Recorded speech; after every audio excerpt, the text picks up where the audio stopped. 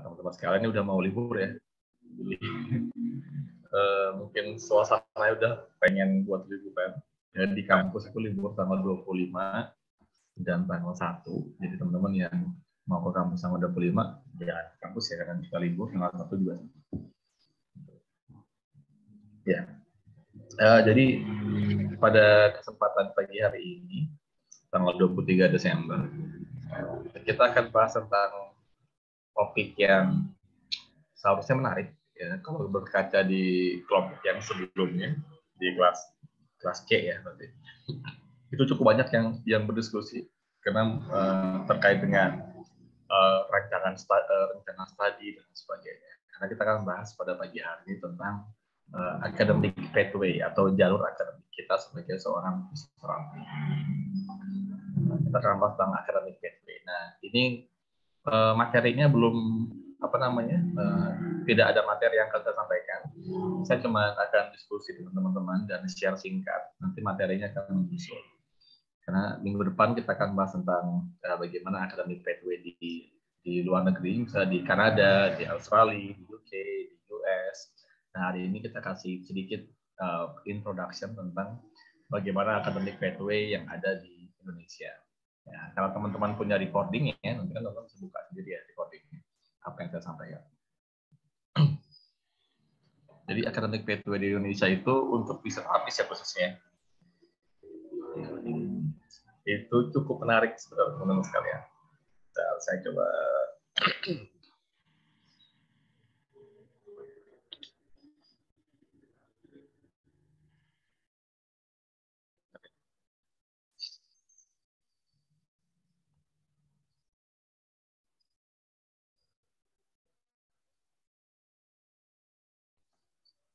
jadi academic pathway-nya cukup menarik karena sejujurnya pendidikan fisioterapis kalau kita bicara di UMS ya teman-teman sekalian ya.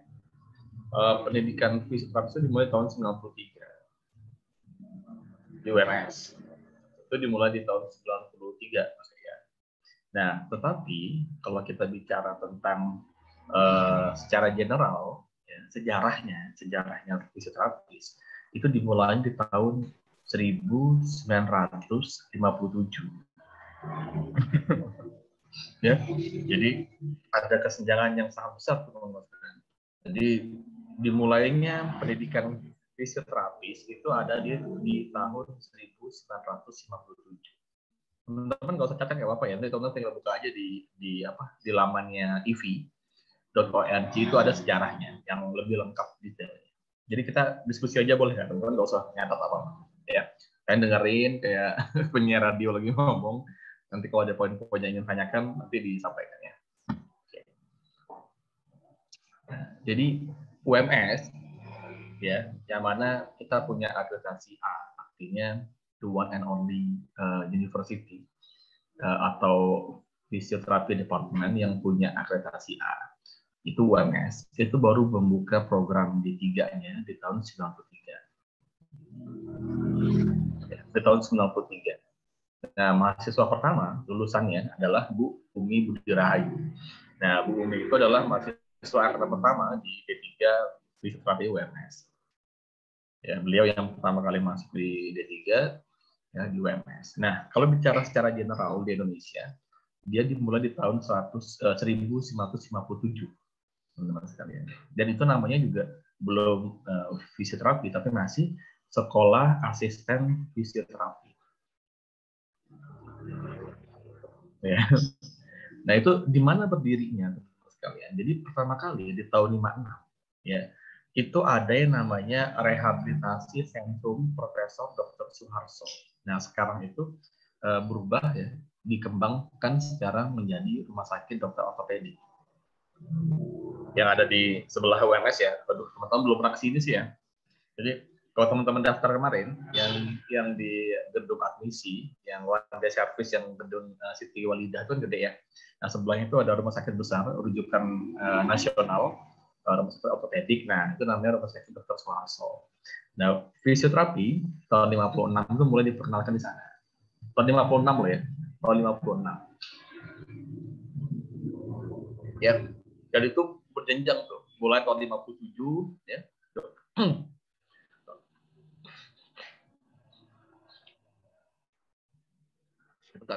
tahun 57 berdirilah Sekolah Asisten Fisioterapi, kalau saya nggak salah, ya. Sekolah Asisten Fisioterapi, ya. Lalu tahun 67 ya, 10 tahun kemudian berdiri Akademi Keperawatan Fisioterapi. Ya, masih nyampur-nyampur nih. Ada asisten, lalu juga ada masih Akademi Keperawatan Fisioterapi. Jadi tahun 56 ada, baru diinisiasi oleh Dr. Suharto. Tahun 57 ada buka sekolah asisten fisioterapi, dan teman-teman tahu entry levelnya tuh SMP. Ini bukan SMA. Jadi yang baru lulus SMP itu bisa masuk di sekolah asisten fisioterapi. Dan waktunya juga cuma 2 tahun. Nah, 10 tahun kemudian, tahun 67, ya, ini lihat timeline-nya, 56, ya, 56 itu baru diinisiasi, 57 baru ada buka sekolah asisten fisioterapi, ya. Lalu 10 tahun kemudian dibukalah akademi. Ya. Nah, akademinya pun bukan murni fisio, tapi masih Akademi Keperawatan Fisioterapi. Ya. Dan itu bertahan 3 tahun. Nah, 3 tahun kemudian, ya, di tahun 1970, ya, baru adanya Akademi Fisioterapi murni non keperawatan yang ada di Solo. Jadi kalau mau bilang kapan sih mulai berdirinya pendidikan fisioterapi yang pure fisioterapi, bukan asisten, bukan keperawatan fisioterapis, tapi murni fisioterapis, itu dimulai di tahun 1970. Ya, tahun 70-an. Ya. Berarti udah lama dong, Pak. Ya, kalau hitungan untuk profesi ya belum lama juga. Ya, belum lama juga. Ya, kok bisa belum lama, Pak? Oke, kita bandingkan dengan pendidikan lainnya, misalnya ya. Kalau kita perbandingkan sama pendidikan-pendidikan lain, misalnya yang paling dekat deh, ya, FK misalnya, Fakultas Kedokteran. Ya, mau ambil yang paling bagus, misalnya FKUI, itu mulai pun udah dari tahun Belanda ya. Jadi udah sangat-sangat lama. Jadi kalau kita bicara tentang ini, ya terhitungnya ya masih sangat baru, teman-teman sekalian. Ya. Teman-teman tahu bahwa FKUI itu, ya, dia itu didirikan di tahun 1849. Oh, mantap kan? Jadi 1849 pendiriannya.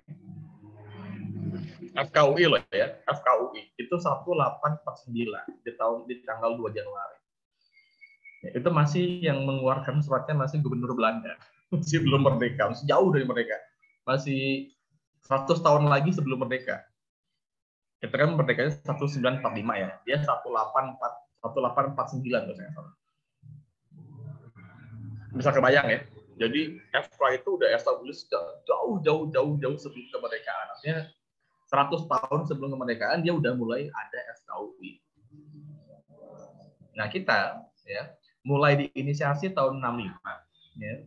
Mulai ada pendidikannya tahun 67 dan mulai murni pendidikan fisiknya tahun 70. Jadi itu jaraknya berapa tahun tuh? Ya. Ketinggalannya hampir 100 tahun ya kita dengan FKUI. Jadi tidak usah heran, tidak usah kaget tuh. Kok kita jauh banget ya dengan kedokteran untuk jenjang pendidikannya. Di kedokteran tuh sudah punya doktoral, sudah punya spesialis, sudah punya semuanya ada lah di Indonesia. Anda mau kuliah apa aja tuh ada di Indonesia. Kalau kita baru S1 profesi, ya lihat aja timeline-nya.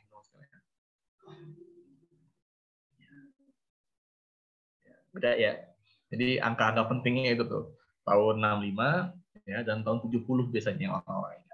Ya, tahun 65 mulai tahun 56 mulai diinisiasi, 56 ya. Tahun 56 mulai diinisiasi, lalu tahun 70 baru mulai bentuk.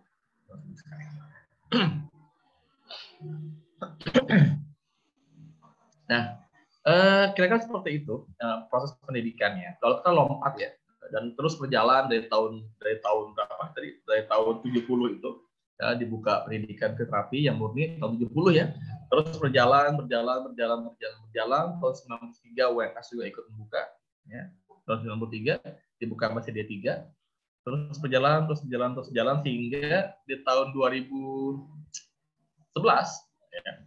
Di tahun 2011 ya, di tahun 2011 UMS baru mengeluarkan yang namanya pendidikan S1. Anda bayangkan, teman-teman. Jadi kalau kita mau komparasi dengan kedokteran ya, yang udah dari S1 sejak tahun 1849, jadi kita baru buat S1 di tahun 2011. 2011 teman-teman. 2011 itu angka yang tahun yang muda banget tuh 2011. Apa sebelumnya sudah ada? Ya UMS tuh hitungannya yang kedua. Ya, masih dalam yang pertama itu kalau nggak salah di Jogja. Ya. Yang pertama itu di Jogja, buka di Unisa tahun 2010-an, lalu 2011-nya di UMS. Jadi beda setahun loh saya kata. Jadi di angka 2010-2011 lah, itu mulai masuk yang S1 dibuat. Dan saya masuk di generasi yang belum ada pandangan bahwa S1 itu ada nantinya. Ya. Jadi tahun 2008 kuliah itu baru ada opsinya diploma 3 sama diploma 4. Yang mana kedua jenjangnya sama-sama jenjang vokasi. Jadi teman-teman perlu tahu ya, pekerjaan itu ada dua di Indonesia, dibagi dua. Ada pekerjaan yang level akademik, ada yang level di vokasi. Akademik itu nanti yang menjadi tenaga pengajar, bisa dari SMA, S1, S2, S3 sudah selesai. Ya, kalau dari vokasional nanti kita mainnya dari SMK, ya SMK D1, D2, D3, D4 sampai nanti magister terapan. Nah, kita itu dulunya mainnya masih di vokasional, jadi belum masuk ke akademik. Jadi kalau saya mendengarkan kemarin ya waktu kita SOPT itu ya, yang sharing bla bla bla itu dengan teman-teman HMP atau teman-teman ikut ya, itu kan banyak teman-teman yang satu minta di prakteknya, ayo kapan Pak prakteknya, kapan Pak prakteknya. Nah, sejatinya pola pikir seperti itu pola pikir waktu saya D3 dulu, yang mana memang harus banyak praktek dan praktek. Kalau cuma 3 tahun, itu pun dipotong 6 bulan untuk praktek. Jadi saya kuliah cuma 3 tahun doang. 2,5 tahun bahkan, 2,5 tahun kuliah, lalu 6 bulannya cuma praktek di klinik. Jadi kita akan full dikasih praktek. Nah, teman-teman S1 tetap jauh berbeda pendekatannya. Ya, tentu jauh berbeda pendekatannya.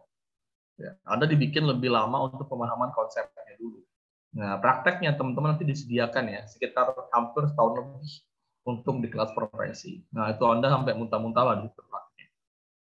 Ya, tapi kita pengen teman-teman nanti prakteknya nggak in order, jadi nggak disuruh. Misalnya, Arum nih, saya kasih, tolong diberikan ini. Enggak gitu, teman-teman.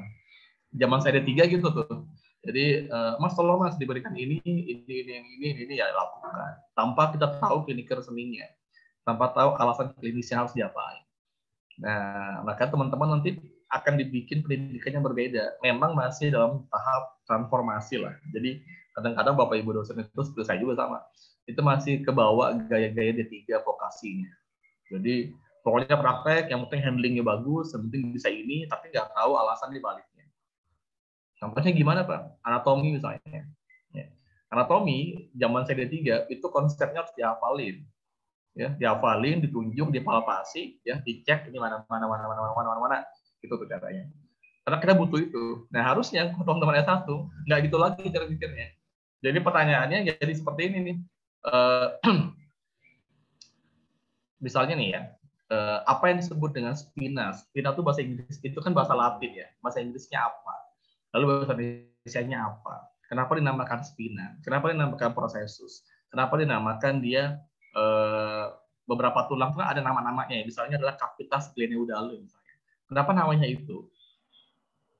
Harusnya teman-teman mikirnya udah ke sana gitu. Bukan lagi cara palpasinya gimana, itu nanti gampang teman-teman sekalian. Kalau teman-teman cuma menghafalin aja, karena anatomi itu sebenarnya ada 3 bahasa. Dan itu di setiap negara beda-beda. Yang teman-teman pelajari ya, kalau saya tidak salah, mohon maaf kalau saya salah. Mungkin yang teman-teman pelajari adalah teman-teman menggunakan bahasa Latinnya. Jadi bahasa Latin itu seperti, contohnya ya, kaput, ya, cavitas, itu bahasa-bahasa Latin. Ya. Itu bahasa-bahasa Latin digunakan. Nah, nanti kalau teman-teman ke UK atau ke Belanda atau ke negara-negara European country lainnya, itu udah nggak dipakai lagi udah. Teman-teman akan ditemukan dengan kalimat misalnya nih, bilangnya adalah head of femur atau glenoid cave. Modelnya kayak gitu-gitu tuh teman-teman sekalian. Fleksi pun kadang-kadang namanya jadi berubah, jadi misalnya bending, extend. Jadi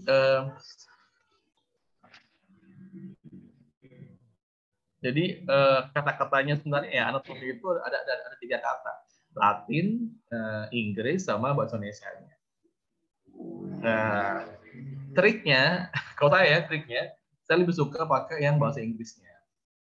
Jadi cari tahu bahasa Latinnya, lalu cari bahasa Inggrisnya itu lebih gampang diterima karena lebih bisa dinalar. Lebih bisa dinalar. Itu bedanya S1 ya. Contohnya misalnya kita mau bicara tentang cavitas glenoidale. Nah, teman-teman tahu tidak artinya cavitas itu apa?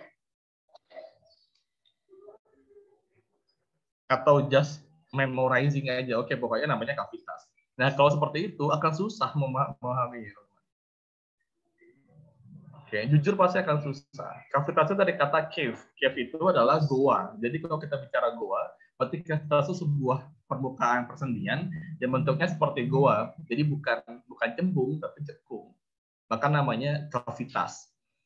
Ada lubang sebenarnya. Itu cavitas. Dan banyak lagi beberapa persendian ini kayak gitu. Misalnya kayak hamstring. Kenapa dikatakan hamstring? Ya, hamstring itu artinya daging, string itu artinya senar gitar tuh ya. Jadi otot hamstring itu kan panjang-panjang, ya, beda dengan otot misalnya quadriceps, rectus femoris dan sebagainya. Jadi banyak arti-artinya. Harusnya satu tuh situ mainannya nanti, karena ngapalnya lebih gampang. Oke. Ya, karena saya dengar kemarin kan, Pak, kita butuh praktek. Oke. Nggak masalah, teman-teman sekalian. Ya. Kita butuh, ada lagi yang bicara kemarin, Pak, kita butuh offline, Pak. Kita butuh offline, Pak. Kita nggak bisa. Di kala dunia udah ngomongin metaverse, teman-teman masih pengen offline. Ya, di kala dunia ini udah mulai masuk ke society 4.0, teman-teman masih mempermasalahkan online offline. Dan juga ada statement yang seru untuk diperdebatkan. Kita tuh kan tenaga kesehatan, Pak. Kita nggak bisa kok cuma online kok. Siapa yang bilang? Oke. Sekarang orang-orang di dunia udah mulai digitalize health care services. Tadi malam kemarin kita baru habis dari international conference ya. Semua udah ngomong gitu tuh. Gimana caranya kita nggak ketemu langsung pasien tapi bisa berikan program udah gitu tuh. Ya. Tapi kita masih nggak cuma teman-teman sih. Saya juga semua teman-teman dosen juga masih berharap untuk segera offline. Kalau saya sih future-nya kayak gini ujung-ujungnya. Harvard itu udah mulai buka kelas online. Cambridge juga udah buka kelas online. Ya, ujung-ujungnya pasti akan kayak gini sih kalau saya lihat ya. Ya, akan beradaptasi. Kira-kira kayak gitu. Ya. Ya udah kita adaptasi aja teman-teman, nggak usah, jangan khawatir soal itu. Nanti kalau udah mulai offline ya nanti offline. Jadi pasti nanti akan tetap ke bawah kalau Zoom-nya tetap akan ke bawah terus sampai kapanpun. Ya. Nah, tahun 93 D3, tahun 2011 kita mulai S1 tuh tadi. Ya, memang susah merubah paradigma pengajarannya. Ya. Jadi jujur saja sebenarnya kita masih banyak pelajar-pelajar yang levelnya kayak D3. Artinya masih in order. Jadi pas dosen mencontohkan, kita menirukan. Dosen mencontohkan, kita menirukan lagi. Itu kan konsep yang di diploma ya, vokasional. Jadi teman-teman nanti lama-lama akan kehilangan yang namanya critical thinking. Ya. Padahal S1 nggak boleh hilang tuh. Kenapa? Karena Anda akan punya tanggung jawab yang melekat. Kenapa? Karena nanti Wahyu, Devita, Fitri di sini akan boleh buka praktek mandiri di rumah. Yang mana nanti tidak ada lagi yang membantu teman-teman. Anda dianggap sudah mandiri, ya, melakukan tugasnya sendiri. So, apa yang dibutuhkan sebagai seorang tenaga medis yang mandiri? Artinya teman-teman harus punya yang namanya kemampuan clinical decision, keputusan klinik, punya yang namanya clinical reasoning, alasan klinisnya, ya, harus punya itu semua tuh teman-teman. Ya, tapi tidak apa-apa karena ya tadi ya kalau kita lihat timeline-nya seperti itu teman-teman sekalian. Ya, timeline-nya memang masih pendek. Tahun 70 baru dibuat, ya, 93 di UMS ada, dan dari tahun 70 sampai tahun 2011 itulah waktu yang digunakan untuk bisa mentransformasi pendidikan D3 sampai S1. Jauh ya. Dia tahun 70 sampai tahun 2011 ya. itu adalah waktu yang kita butuhkan untuk mentransformasi pendidikan D3 diploma sampai ke S1.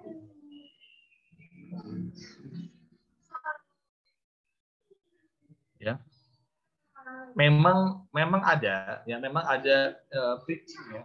Ada jembatannya itu yang D4. Ya, sempat ada dulu D4 ya, pendidikan D4 sebagai jembatan untuk D3 dan S1. Ya, sempat beberapa tahun ya, sekitar mungkin hampir puluhan tahun juga ya, belasan tahun lah. Ada jenjang D4. Ya, tapi jenjang D4 ini punya keterbatasan. Ya, untuk lompat ke profesi S1 atau ngambil S2 itu masih banyak yang belum disetarakan.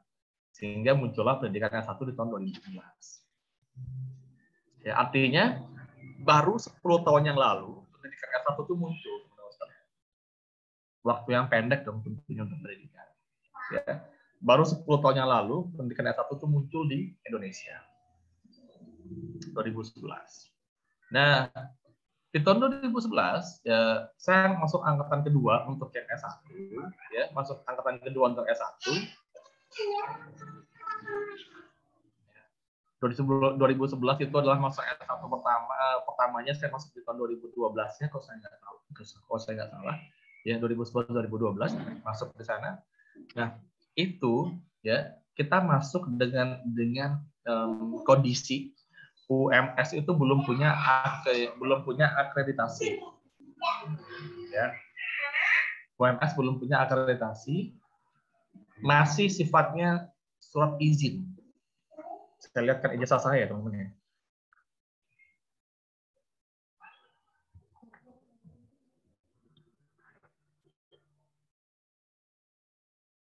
Oh,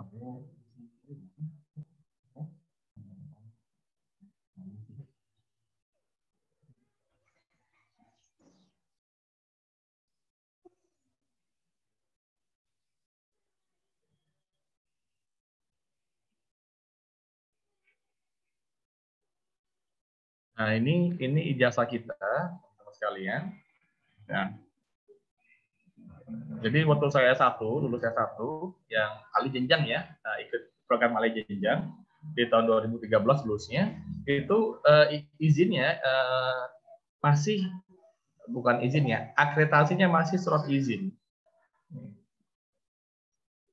Operational permission base dari Dikti. Jadi masih surat izin. Pak, apa nggak takut Pak? Oh, takut waktu itu ya. Sempat deg-degan juga maksudnya. Apakah S1 ini akan berlanjut apa tidak? Ya ini kan karena tergantung kebijakan politik dari IVI ya. Gitu. Jadi kampus-kampus di luar sana belum ada yang buat ya, UMS yang leading waktu itu sama Jogja. Ya. Leading, nah masih levelnya adalah izin operasional. Kan serem tuh ya, izin operasional. Karena tidak punya kekuatan hukum yang cukup kuat kalau kita mau daftar kemana-mana. Saya juga cukup bingung ya waktu itu. Banyak teman-teman saya D3 itu yang tidak melanjutkan lagi untuk S1. Saya cuma bertiga, teman-teman sekalian. Berempat deh. Ada 4 orang dari total 2 kelas saya. Jadi ada sekitar 100 orang ya yang diikut D3. Dan yang melanjutkan S1 cuma 4 orang. Seperti itu. Kalau teman-teman yang lainnya nggak mau gambling ya, tidak mau bertaruh dengan masa depannya karena berbahaya nih karena belum ada akreditasinya. Bahkan waktu saya masuk belum ada izinnya. Izinnya masih baru keluar setelah saya masuk beberapa bulan saya nggak salah. Karena baru dibuat. Ya, belum ada izin tertulisnya. Ya, ada 4 orang ya yang masuk waktu itu yang S1, yang salah satunya Pak Taufik, ya teman saya juga dari D3. Kita berempat masuk, kita belum tahu tuh nanti gimana ujungnya. Dan benar sampai saya lulus itu belum ada akreditasinya. Susah nggak Pak ini buat kita? Buat saya lumayan susah. Karena untuk daftar di beberapa tempat ya, terutama di luar negeri, itu kampus-kampusnya minta akreditasi minimal B. Ataupun kalau mau kampus-kampus yang bagus dan juga punya nilai saing untuk beasiswanya, maka kita butuh yang akreditasinya A. Ya. Sehingga ketika saya daftar dulu, buat daftar ke UK, maka saya pakai ini nih namanya. Nah, jadi saya minta surat dari kampus untuk menyatakan bahwa sudah ada akreditasi B. Karena ini baru keluar ya di tahun 2018, bayangkan dong. Bayangkan. Ya. Ini 2013 ini saya wisuda 2013 ya. Baru ada keluar akreditasi tahun 2018. Ini saya keluar. Sorry, 2013, baru 18. 2013. Ya. Ya. Jadi 2013 itu keluar akreditasinya sampai 2018. Ya, pertama akreditasi langsung dapat nilainya dapat B. Ya. 2018 saya kuliah, lalu ikut akreditasi sebentar. Jadi sebelum saya kuliah, itu saya ikut setelah pulang kuliah ya. Setelah saya pulang kuliah, saya langsung masuk ke akreditasi yang berikutnya. Dan alhamdulillah UMS dapat akreditasinya yang A. Dan teman-teman ini yang menikmati hasilnya. Nanti ijazah teman-teman nggak kayak gini lagi. Kalau ini kan masih operational permission ya. Nanti teman-teman udah akreditasinya udah A di sini. Dan itu one and only ya. The one and only. Jadi nggak ada lagi kampus lain yang punya akreditasi seperti ini. Nah, itu fungsinya apa? Nanti teman-teman mau daftar kemana-mana lebih sangat gampang. Jadi tidak ada limitasi lagi untuk daftar. 2011. Ya. Nah, lalu berikutnya, kawan-kawan sekalian. 2011 dibuat, lalu butuh waktu 5 tahun, ya, butuh waktu 5 tahun untuk UMS dan juga IV kembali menelurkan program baru, yaitu profesi. Kenapa? Dulu, ya, kalau saya ikut S1, tapi saya punya basic D3, saya udah punya STR, saya udah punya surat tanda registrasi, saya udah punya SIP, surat izin praktek untuk level D3, sehingga saya bisa treatment pasien, saya bisa ke klinik ini, saya bisa udah legal sebagai seorang tenaga kesehatan. Nah, bagaimana dengan teman-teman yang memulai dari 0 tahun? Artinya ketika dia masuk tahun 2011, kan dia tidak punya gelar D3 nih. Kayak teman-teman nih, ya, dari 0 tahun. Dia lulus, dia nggak bisa tuh masuk ke, dia nggak bisa kerja di rumah sakit, dia nggak bisa di klinik, karena dia masih jenjang akademik. Nah, di Indonesia untuk bisa bekerja di luar di rumah sakit di mana-mana, dia harus masuk ke jenjang yang vokasi. Ya, makanya UMS kan ngebut waktu itu ya. Jadi apa namanya, bekerja dengan waktu untuk segera menurunkan program profesi. Sehingga tahun 2016 profesi itu dibuat. Fungsinya apa? Yang paling pasti adalah memfasilitasi teman-teman yang S1 sejak 0 tahun. Karena dia kalau tidak profesi, ya dia tidak akan bisa kemana-mana. Sama seperti kedokteran yang levelnya masih S-Ket. Nah, bisa teman-teman punya teman S-Ket ya, itu nggak akan bisa kerja di rumah sakit. Yang bisa adalah yang sudah berprofesi sebagai dokter. Sama juga dengan teman-teman nantinya.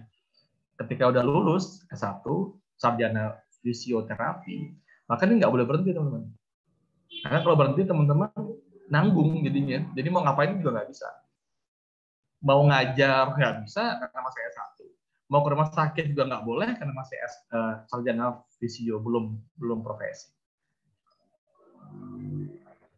Ya, maka teman-teman nanti ya sejak tahun 2016 ditelurkanlah sebuah program namanya program profesi.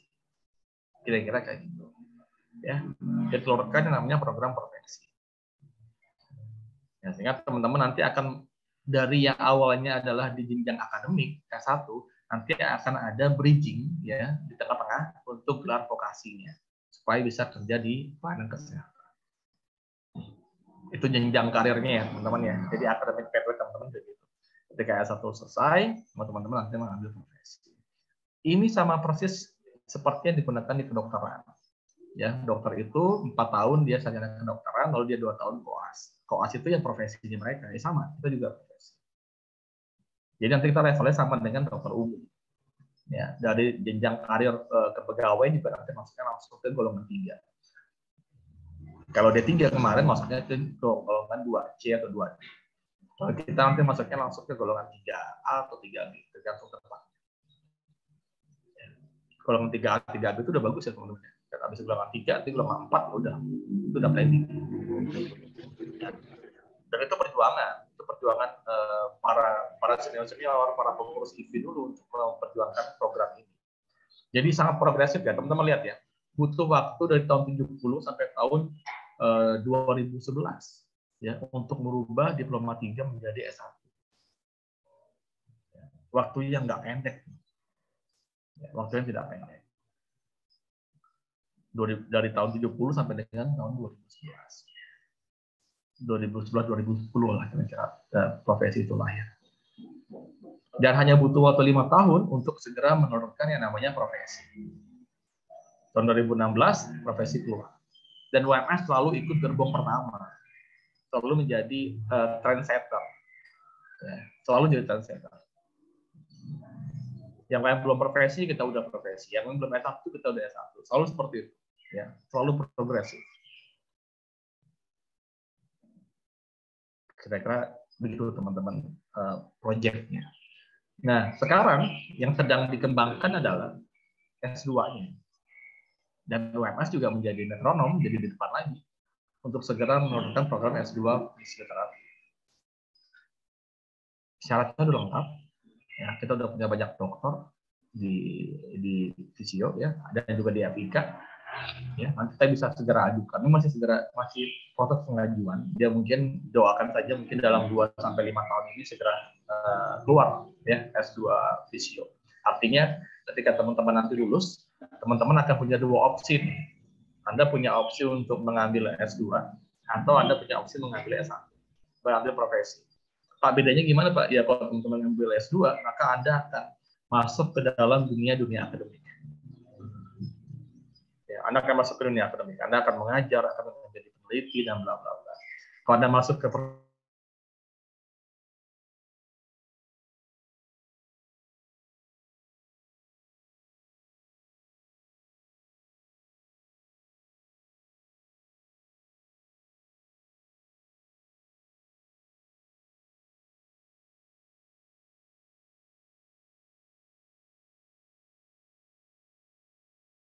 itu masih dikaji ya. Jadi nantinya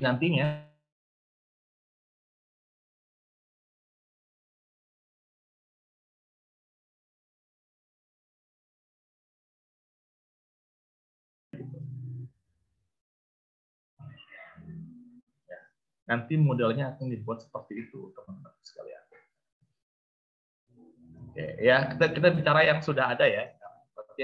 Yang sudah ada adalah profesi. Ya, Anda masuk di nanti angkatan ke-6. Mungkin Anda masuk di angkatan 10 profesi. Kalau saya tidak salah hitung ya. Nanti ketika lulus masuknya angkatan 10 profesi. 12 bulan di beberapa rumah sakit, ya, ada beberapa fase yang harus dipenuhi, muskuloskeletal, neurologi dan sebagainya. Oke. Nah, apa future-nya? Apa kedepannya? Kan tadi itu kan tadi kita bicara tentang sejarah. Tahun 70-an baru dibuka pendidikannya. Walaupun sudah diinisiasi dari tahun 56, ya, baru dibuka di tahun 70 pendidikan fisioterapisnya. Lalu kita berjalan cukup panjang sampai ke 2010-2011 buka S1, ya.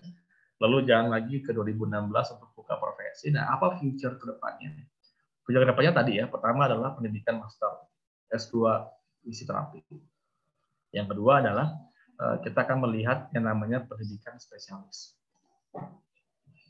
Ya, di Indonesia udah ada 5 orang yang spesialis untuk fisio, tapi masih honorer causa.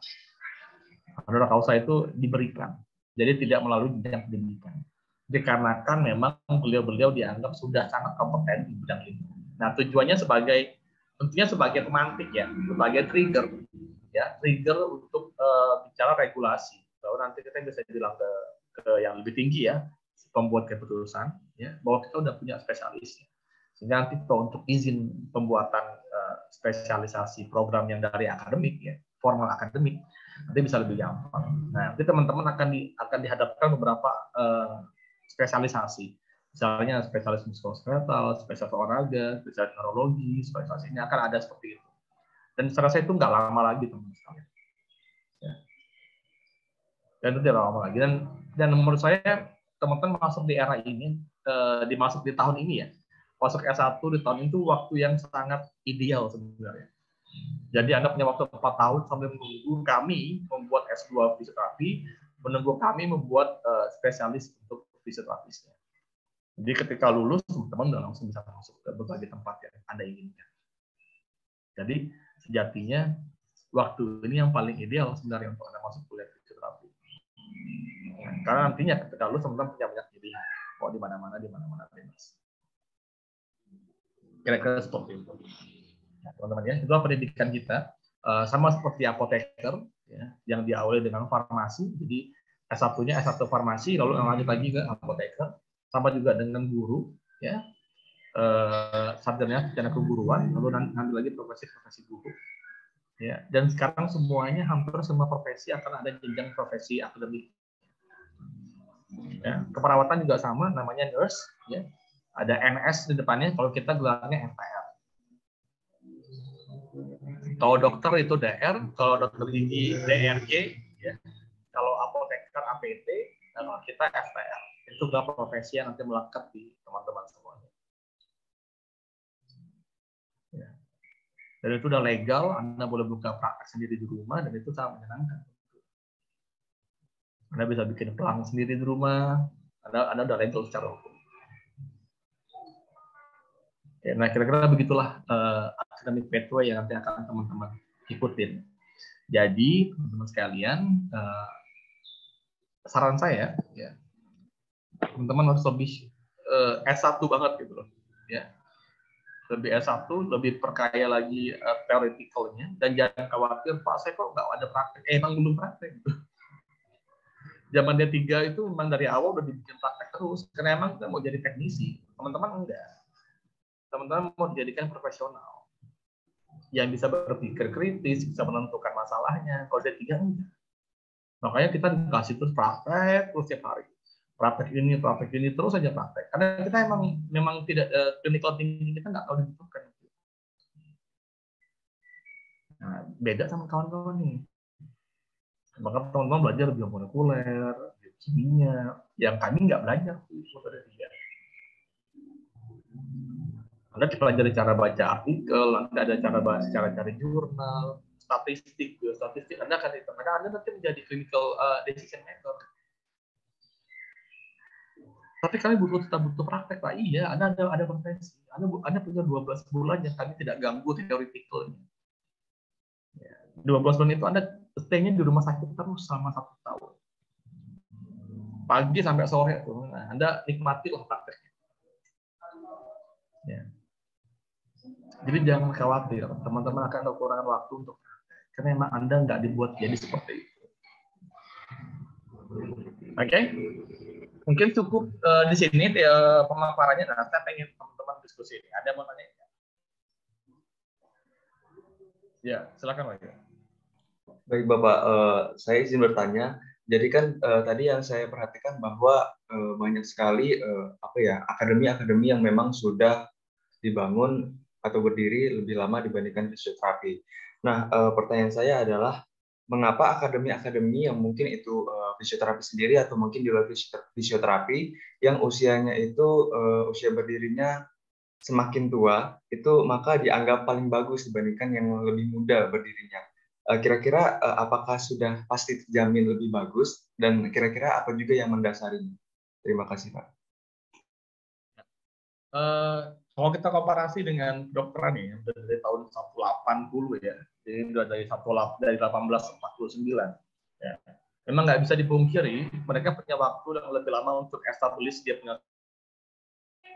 Jadi kedokteran itu dia punya undang-undang sendiri teman-teman di Indonesia. Jadi dia punya undang-undang kedokteran, ya, dan itu pasti butuh waktu menurut saya. Ya, semakin lama waktunya itu ada, ya, kayak kedokteran, dia akan banyak menghasilkan doktor, profesor, orang-orang yang lebih expert, yang nanti bisa masuk ke pemerintahan dan regulasi. Ketika dia udah main di regulasi, maka apapun yang dilakukan nanti jadi lebih gampang. Ya. Dia punya undang-undang, dia punya ini dan sebagainya. Nah, fisio, ya, dengan jenjang pendidikannya masih D3 waktu itu, untuk naik ke level itu susah, maksudnya. Untuk masuk ke Senayan misalnya ya, untuk masuk ke Senayan, untuk masuk ke Senayan deh, ke Kemenkes saja, itu susah, karena kita level didiknya masih D3. Nah, harapannya dengan adanya pendidikan yang S1, S2, spesialis, kita bisa bersaing dengan itu. Minimal dari segi nanti posisi kita di pemerintahan. Nah, tadi pertanyaan berikutnya adalah, apakah menjamin pasti akan lebih bagus? Sementara iya. Ya. mereka akan jauh lebih bagus karena mereka lebih siap dari segi waktu. Mereka udah bikin jauh-jauh hari. Udah bikin jauh-jauh hari secara sistem. Jadi yang lebih lama itu juga pasti akan, nggak pasti ya, punya potensi untuk lebih bagus, ya, lebih besar dibandingkan kita yang masih baru dari segi sistem.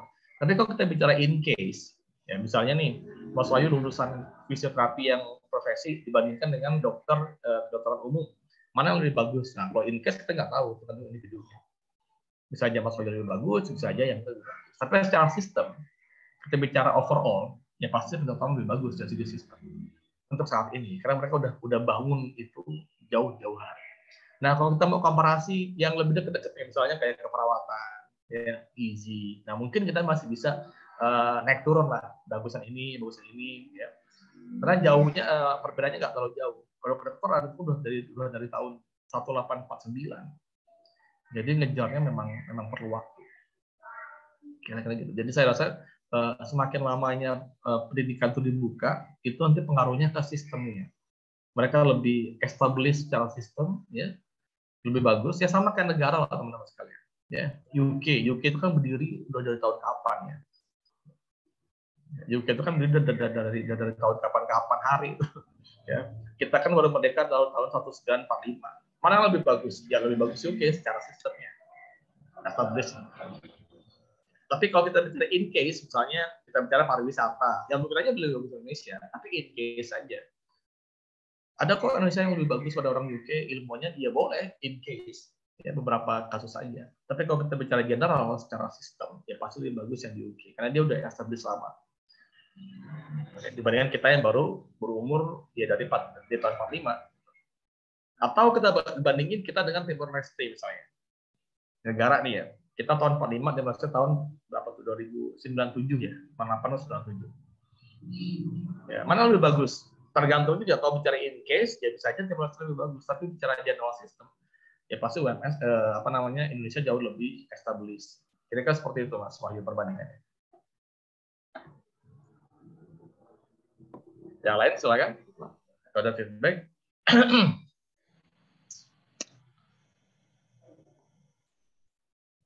Cukup Pak, terima kasih. Yep.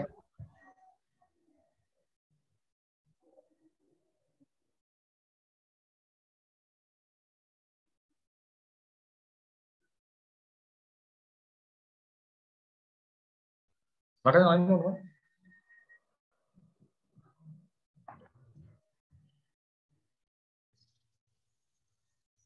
Ya, benar ya.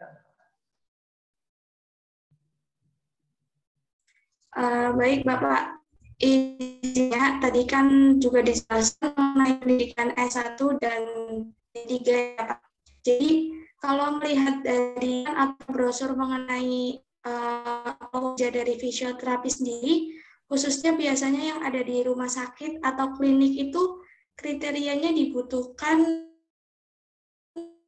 Jadi pertanyaan saya, apakah nantinya lulusan dari S1 dan D3 ini memiliki peluang prospek kerja yang sama, Pak? S1 dan D3? Iya. Oke. Kita perjelas ya. Jadi mungkin profesi. Jadi S1 itu memang jarang. Ya, bahkan harusnya tidak ada di rumah sakit. S1 loh ya. Anda nggak akan pernah lihat S-Cut itu muncul di rumah sakit. Ya, nggak ada. Karena mereka belum profesi. Ya. Karena jenjang mereka masih di jenjang akademik. Mereka belum selesai di jenjang akademik. Harusnya naik lagi ke jenjang profesi, baru bisa ke rumah sakit. Jadi, kita pastikan, kalau kita mau head to head, ya head to head-nya adalah D3 dan juga profesi, bukan D3 sama S1. Ya. Karena S1 nggak akan mungkin dapat STR, nggak akan mungkin dapat SIP, nggak akan mungkin dapat SIPF. Ya, bagaimana kita mau masuk ke rumah sakit tanpa surat izin itu? Ya nggak? Dari Viana, ya. Ini yang kita perbandingkan harusnya adalah yang D3 dan juga yang profesi. Itu yang pertama ya, bandingkan D3 dan juga profesi. Nah, peluang kerjanya gimana? Nah, teman-teman sekalian, sejak tahun sampai tahun 2021 atau 2022 kalau saya tidak salah ya. Nanti di tahun 2022 ya, menurut peraturan dari IFI yang disebut dengan fisioterapis itu adalah para seseorang yang telah mengambil jenjang pendidikan akademik selama 4 tahun disertai dengan pendidikan profesi. Nah, itu disebut dengan fisioterapis. Ya, itu nanti berlaku di tahun 2022. Sehingga nantinya setiap rumah sakit, ya teman-teman sekalian, itu kalau dia butuh fisioterapis, maka nanti reverse-nya langsung ke profesi. Karena nantinya D3 itu tidak lagi disebut sebagai tenaga fisioterapis, teman-teman sekalian. Jadi yang masih D3, kayak saya dulu itu belum disebut sebagai fisioterapis kalau merujuk pada peraturan yang ada. Nanti saya bukain peraturannya. Dan itu. Dan makanya kan banyak sekali orang yang berbondong-bondong ya, untuk mengambil gelar profesi sekarang. Karena D3 nanti udah nggak diakui lagi sebagai fisioterapis. Terutama di tenaga ini ya, terutama di hospital dan sebagainya. Jadi nggak bisa lagi nih, kalau Anda butuh fisio, pengajuannya maka fisio itu menurut peraturan adalah yang profesi. Maka prospek kerjanya ya jelas yang profesi. Lama-lama D3 itu akan hilang, teman-teman sekalian. Sama dengan keperawatan. Sekarang udah mulai agak hilang ya perawatan. Kayak di WMS saja udah D3 perawatan udah nggak ada lagi sekarang. D3 fisio juga udah nggak ada lagi. Karena pimpinan Polri tahu gitu. Kalau kita buka D3 lagi, ini mau dibawa kemana teman-teman D3 ini? Karena nanti yang disebut dengan fisioterapis adalah orang-orang yang sudah 4 tahun kuliah dan juga sudah profesi. Maka prospek kerjanya, kalau kita lihat dasar ini ya, landasan hukumnya, jelas prospek kerjanya dia profesi. Ya, kalau sekarang mungkin masih banyak yang masih butuh D3 karena memang belum aturannya belum sampai ke titik puncaknya. Nanti ketika aturan itu udah aktif di tahun 2022, yang mana D3 itu bukan fisioterapis lagi, ya, yang disebut dengan fisioterapis yang profesionalnya adalah yang 4 tahun pendidikan formal dan juga profesi. Nah, maka nanti semua rumah sakit mau tidak mau akan mencari yang profesi. Kira-kira seperti itu, Diana. Baik, terima kasih Bapak. Ya, sama-sama. Yang lain, satu lagi mungkin ya, sebelum kita tutup.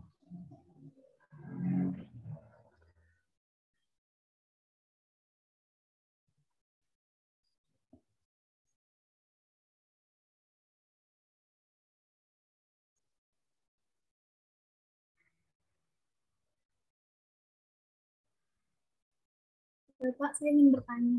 Ya, Rifka. Kalau Rifka udah mau siap-siap Natalan ya nih ya? Iya, Pak. Liburan kemana, Rifka? Kenapa, Pak? Liburan kemana? Di rumah aja, Pak. Oke, yuk. Enggak. Jadi, kalau tadi kan Bapak bilang kan yang S1 itu cara berpikirnya misalnya kayak hamstring tadi. Itu dari ham dan string, artinya daging dan senar, gitu. Disambung-sambungnya. Nah, kalau misalnya untuk S2 nih, Pak, gimana cara berpikirnya tuh, cara berpikir dari S2 itu mengenai fisioterapi dan mata kuliah? Oke. S2, jenjang pendidikan S2 itu adalah jenjang pendidikan akademik berikutnya. Ya. Jadi jenjang pendidikan akademik dari S1 ya naik lagi ke S2. Nah, biasanya teman-teman tuh lari dulu sebentar ke profesi, nanti balik lagi ke S2 boleh, silakan. Nah, di S2 berpikirnya lebih ke arah yang namanya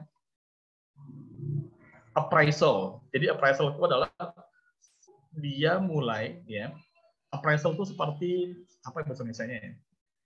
Melakukan penilaian terhadap teori-teori yang sudah ada. Ya, misalnya nih, di S1 kita tahu bahwa menurut paper ini ya ketika ada orang stroke itu yang dilakukan adalah latihan dengan cara ABCD. Itu S1 punya tuh. Ya. Berdasarkan guideline petunjuknya, pedomannya dari ABCD, kalau orang dengan stroke pakainya yang ini. Oke, kita lihat kenapa dia diberikan. Oh, alasannya ini, bla bla bla. Nah, S2 karena waktunya nggak lama, cuma setahun aja, kita banyak melakukan critical pada beberapa artikel. Misalnya, teorinya adalah, ya, kalau orang stroke itu diberikan latihan A, misalnya. Nah, kita lihat papernya. Ya, kita lihat dari metodologinya, kita lihat dari bagaimana dia merekrut populasi, bagaimana hasil penelitiannya, bagaimana statistiknya, apa yang kurang, apa limitasinya, apa strength-nya, dia lebih ke sana.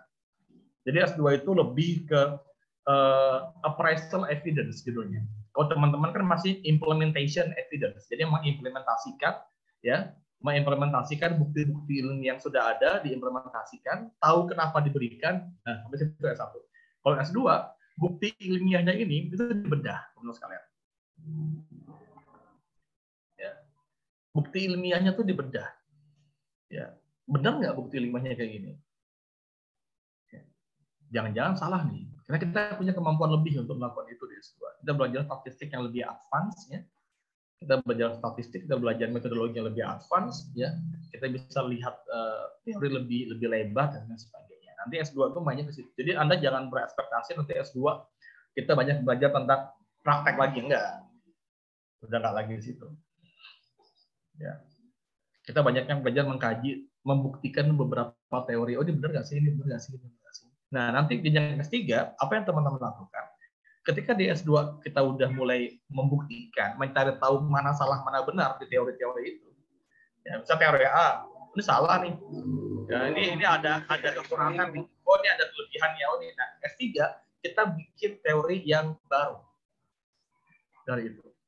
Nah, di TXD tugas kita adalah making something new, ya, something new yang memang yang ini digunakan untuk kita. Misalnya S1 kita mengimplementasikan treatment A dikarenakan adanya bengkak dan sebagainya. S2 kita kaji nih teori tadi yang mengatakan bahwa treatment A itu bagus itu kita kaji, bagus apa tidak.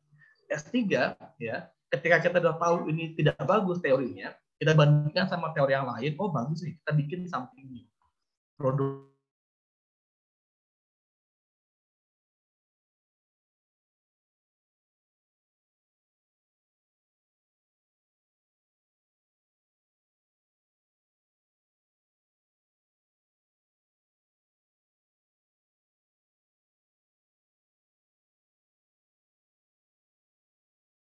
UMS itu bikin S1 itu langsung berkaitan sama profesi fisioterapi, jadi nggak bisa diputus. Itu nanti kira-kira untuk nantinya itu yang ngambil S1 fisioterapi itu apakah langsung ke profesi tanpa tes atau bagaimana ya Pak? Gimana? Nanti ambil S1 fisioterapis gimana, Mas?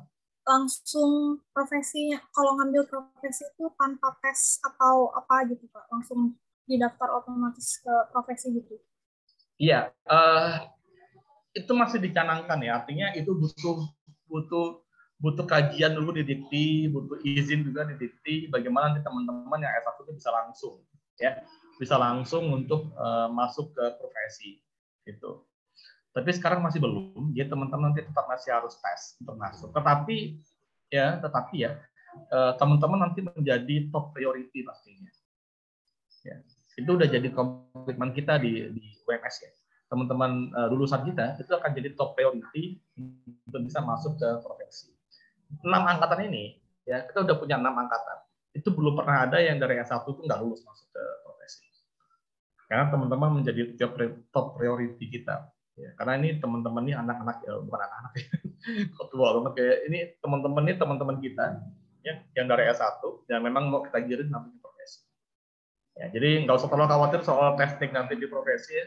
Itu sepertinya tidak begitu mengkhawatirkan. Jadi aman-aman saja, Mbak Arifka.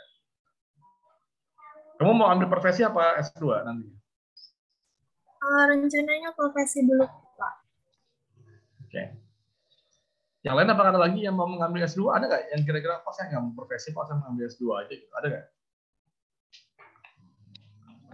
Profesi semua ya? Ya, bagus sih. Sebenarnya emang teman-teman harusnya profesi dulu ya. Kalau teman-teman nggak punya STR, teman-teman nggak punya SIPF dan sebagainya, mending nanti profesi dulu setahun. Setelah itu teman-teman bisa ngambil S2 lagi. Kalau memang masih pengen kuliah dan kuliah terus. Ya, jadi jangan berhenti ya kuliahnya teman-teman ya, jangan sampai stop kuliahnya. Kalau bisa, ya kalau masih ada punya rezeki, ya dilanjutkan aja kuliahnya. Ya, kalau misalnya ayah teman-teman bilang nih, ayah punya uang nih buat beli mobil nih, mau nggak beli mobil? Jangan, ini kuliah aja. Karena mobil nanti harganya akan turun, tapi kalau teman-teman kuliah nanti akan dapat yang lebih banyak dibandingkan mobil. Ya. Jadi investasi di kepala ke atas itu paling bagus dengan investasi barang. Ya, kalau nanti ditawan kayak gitu, Mbak, saya kuliah aja Pak, saya nggak mau ini. Ya, saya minta kuliah aja. Ya. Kira-kira seperti itu ya teman-teman ya. Oke, lagi pertanyaan mungkin. Apakah teman-teman masih punya kekhawatiran terkait dengan profesi ini, artinya terkait dengan peluang kerja misalnya? Apakah masih ada? Artinya aku nanti perlu selesai kuliah ini bisa kerja ya kira-kira ya, atau dapat kerja apa tidak ya? Nah, jadi perbandingannya sekarang kita punya 16.000 orang, ya 16 sampai 17.000 fisioterapis yang terdaftar. Wah, banyak sekali Pak, 17.000. Ya, angka itu banyak kalau dibawa ke Singapura. Tapi kalau dibawa Indonesia, perbandingannya adalah 1:35.000 orang, bayangin. 35.000 orang, bayangin. Kalau Anda bawa ke Singapura mungkin kebanyakan ya. Tapi kalau bawa ke Indonesia kita punya perbandingan rasio antara fisioterapis juga penduduk Indonesia itu 1:35.000 orang. Masa sih nggak bisa kita ngambil 35.000 orang, ngambil 5, ngambil 6 dari itu, masa nggak bisa. Ya. Ya. Jadi kita perbandingan itu 1:35.000 orang. Jadi masih banyak teman-teman sekalian. Ya. Tapi bagi saya untuk kerja is not about quantity ya. Ini nggak bicara tentang kuantitas. Yang kita bicarakan tentang value teman-teman. Bagaimana nanti teman-teman selesai kuliah itu nggak lagi bingung lamar kerja. Ya. Tapi langsung dilamar sama orang, bukan menikah ya maksudnya, dilamar sama tempat kerja. Misalnya tempat kerja A, wah saya lihat nih Ripka bagus banget nih ininya, oke Ripka masuk sama saya, gabung. Nah ya itu yang dibutuhin teman-teman sekalian. Jadi di ujung akademik pathway ini teman-teman harus punya value yang memang dapat menjadi pembeda di antara teman-teman lainnya yang akan lulus. Karena nanti yang lulus kan banyak ya. Jadi UMS aja yang lulusin misalnya 100 orang profesi. Jogja, Surabaya, Jakarta, mungkin ya ribuan orang juga. Ya, satu kali lulus mungkin ribuan orang yang lulus. Nah, bagaimana teman-teman punya pembeda? Ya, bagaimana teman-teman punya pembeda di itu? Nah, saya akan kasih tips ke teman-teman. Tipsnya adalah apa aja hal-hal yang bisa meningkatkan value teman-teman. Value-nya apa? Yang pertama, ya, kalau karena kita di Muhammadiyah, mohon izin nyari kayak karena kita di Muhammadiyah, yang pasti keislaman. Ya, tapi bukan agamanya sih kalau saya, tapi value-nya malah. Dan itu bisa diimplementasikan oleh siapapun. Ya, Ripka juga sama. Ya, yang penting value-nya teman-teman sekalian. Value-nya gimana nih? Contoh yang paling gampang aja. Value-nya. Tidak gibah misalnya yang paling gampang. Tidak gibah. Tahu gibah ya? Gibah itu ngomongin orang.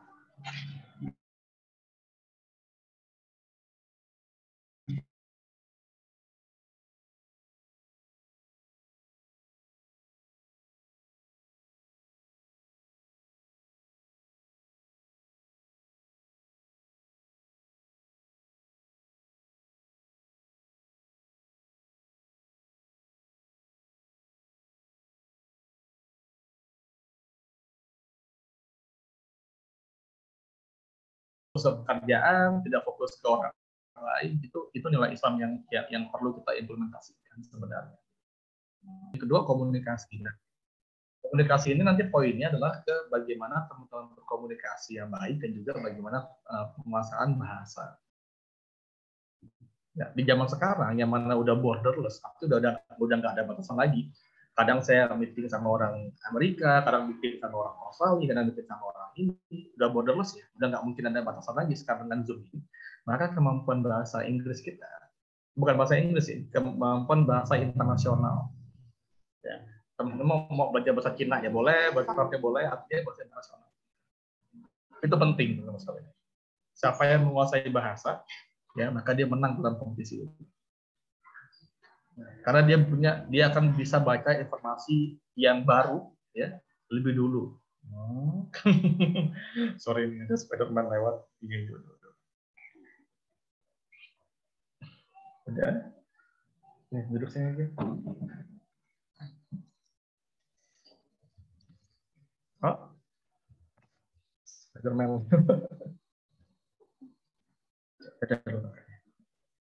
Malu. Udah. Begitu ya teman-teman ya. Jadi tadi yang pertama nilai keislaman, ya, nilainya ya. Saya nggak nyuruh Rifka ganti agama nih, disclaimer ya. Dan nilai keislaman. Kalau yang kedua tadi komunikasi yang bagus, itu aja sih yang paling penting untuk bisa punya value-nya. Yang ketiga ya soal teknologi pastinya. Jadi udah nggak lagi zaman teman-teman sekarang yang tidak melek teknologi. Ya. Sekarang mungkin webcam itu udah jadi hal yang harus dipunyain ya. Jadi bagaimana teman-teman punya webcam, artinya punya kamera yang bagus untuk bisa meeting secara virtual. Sekarang udah butuh itu. Mungkin 2 tahun lalu belum terlalu butuh webcam. Tapi sekarang tuh jadi kebutuhan kita teman-teman sekalian. Sama dulu kayak waktu laptop. Zaman saya kuliah 2008 itu nggak harus punya laptop. Ya, nggak harus punya laptop. Tapi lama-lama ya karena itu kebutuhan. Sekarang siapa yang nggak punya laptop? Sama juga dengan webcam. Jadi tadi ya nilai keislaman, lalu yang kedua adalah tentang komunikasi, yang ketiga tentang teknologi. Begitu Ibrahim? Ya. Aduh, maaf ya teman-teman ya. Mungkin itu saja teman-teman yang bisa saya sampaikan. Udah jam 9 juga. Teman-teman silakan yang mau melanjutkan kegiatan. Selamat berliburan ya, yang mau liburan Natal dan Tahun Baru silakan. Hati-hati karena masih banyak virus yang berkeliling-liling di sini. Kita ketemu lagi nanti mungkin minggu depan. Minggu depan mau kuliah apa tidak? Minggu depan tanggal 31 ya. Minggu depan tanggal 31 mau kuliah apa tidak? Mau Pak. Ada yang mau saya tanya? Kali. Apa gimana? Mau. Saya kan waktunya habis. Mau tanya tadi tapi nggak sempet Pak. Minggu depan aja. Oh lagi COVID jadi nggak keluar. Tanggal 31 nggak apa-apa ya. Nanti kalau misalnya ada mau apa namanya Pak, jangan dong Pak, itu kan tanggal 31 Pak, saya punya acara misalnya. Nanti sampaikan saja ke Wahyu ya, kalau teman-teman kurang berkenan apa namanya sungkan ngomong ke saya. Saya sampaikan ke Wahyu, nanti biar Wahyu sampaikan ke saya. Ya. Begitu teman-teman sekalian, terima kasih banyak ya. Kita tutup perkuliahan pada pagi hari dengan bacaan hamdalah bersama-sama. Alhamdulillah. Alhamdulillah.